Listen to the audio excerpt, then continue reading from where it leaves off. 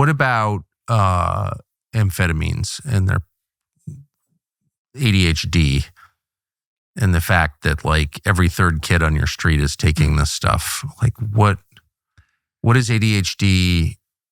Are amphetamines an effective way to treat it? What are the long-term effects of those drugs?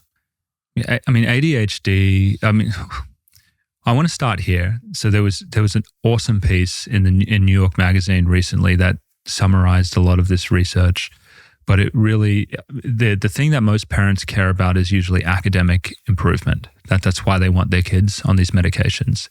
When you look at the results long-term, they do not improve academics. What they find is that the medications are mostly effective for controlling behavior. So when you have kids who are fidgety, who are having to pay attention to things that are boring, putting them on medications makes them easier to control. So if you're like a bad teacher, yeah, they're good. They're good. They're great.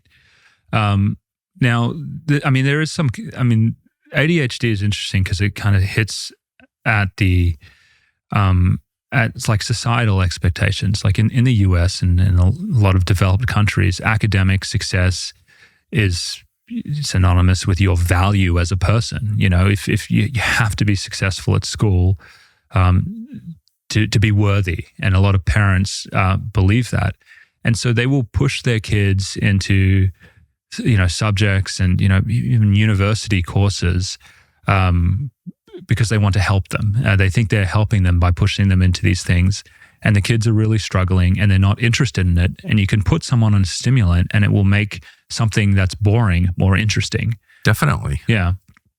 And so there's also... You have the world's most boring conversations on cocaine, but you have no idea they're boring. Yeah. Yeah. Yeah. No. And so that's the same with your studies. And then I think another thing that I believe is going on that really doesn't get enough airtime is that actually a lot of lifestyle problems are leading to ADHD, especially in adults. And the main one being poor diet and insulin resistance. As people become insulin resistant, they end up with more anxiety, more depression, and more brain fog. Essentially, they've broken their body because they've been eating too many refined carbohydrates, added sugars, all of that, and it makes it very hard for neurons to work when the system is disrupted. There's too much insulin; they can't pull energy in, and so I think a lot of people out there have very legitimate, real problems focusing and feeling foggy, but they're not really looking at lifestyle issues that are really clear. And oftentimes people, if they do things like, they try ketogenic diets. This is like a really big thing in the mental health space. And they work for a lot of mental health conditions because they reverse insulin resistance and they improve energy, the way your cells work. And so I think the biggest thing that I worry about... So that it does work. The low carb diet, yes, affects your mental health. Yeah. In a major way. Some people even call Alzheimer's type 3 diabetes because the correlation between the worsening of diabetes type 2 and your blood sugar levels correlates with cognitive decline. I mean, the insulin resistance diabetes all has very strong links to cognitive decline. And so when it comes to ADHD, I think the thing that bothers me the most is there's actually a lot of reversible things that you can do there. You can, if you have brain fog, it's not that you're just like, you're weak and you're not trying hard enough or you're lazy or something like that. I mean, if you can look at your diet and there's things you can optimize there, if you can get moving, if you can stop smoking cannabis, there's a lot of, and obviously if you can actually try and do work that you genuinely find energizing and that you enjoy, you probably won't need to be on stimulants. Stop smoking cannabis. I thought cannabis was good for you. It's medicine. It's a medicine. It's a herb. And cannabis is actually, this is you're going to get me on something that I'm really bothered about, is that cannabis it's a massive gateway drug into the psychiatric industry. It is a huge trigger for mania and schizophrenia. It's it is completely downplayed by big cannabis because we've decided to legalize it in so many states now.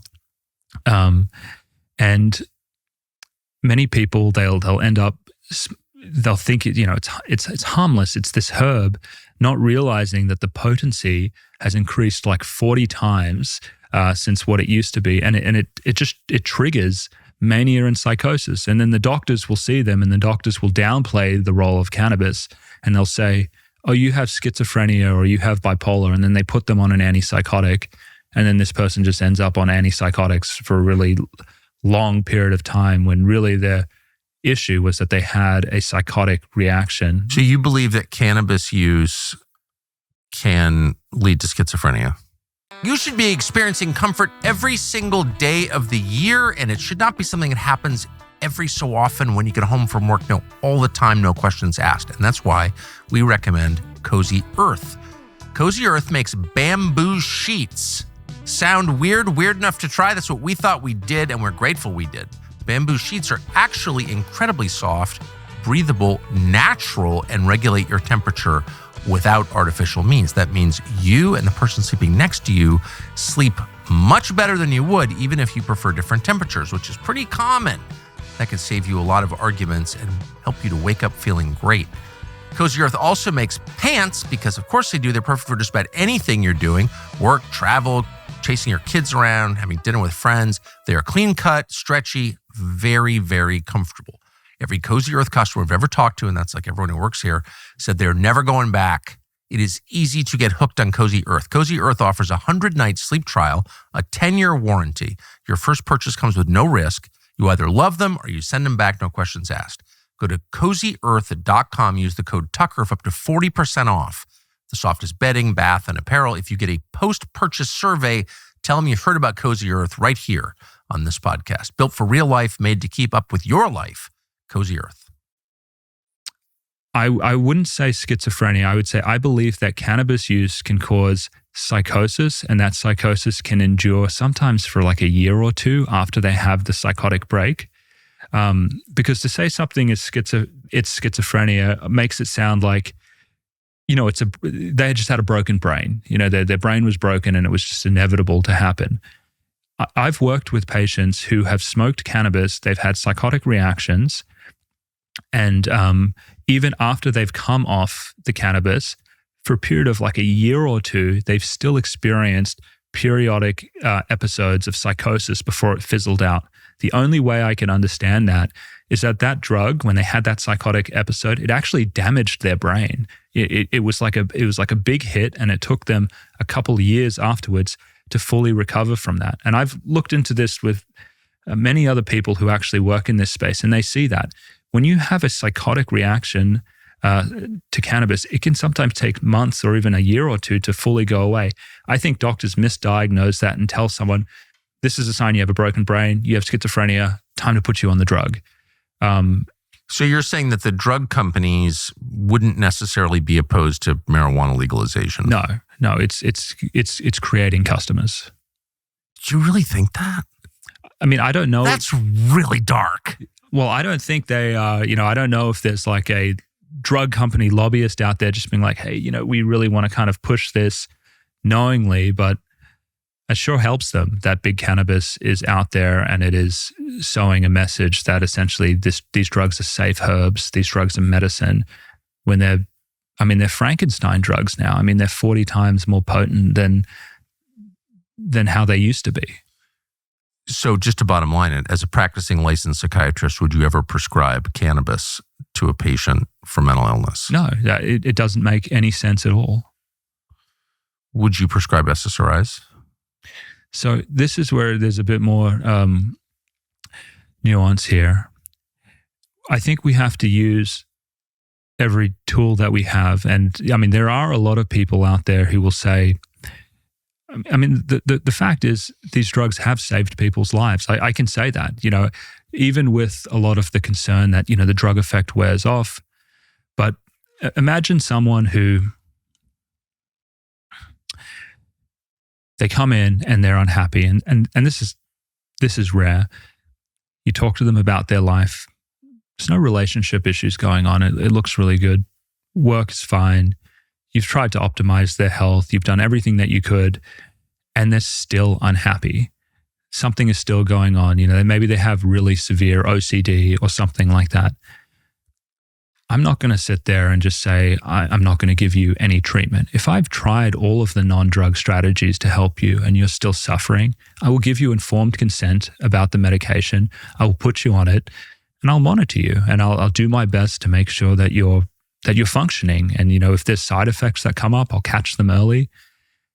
My issue with the medications is that they're used first up without anyone trying with minimal, with lip service, really, to helping people with non-drug means first. But if you've done all of that and it's still not working, I think it makes sense to use a drug to make someone more functional.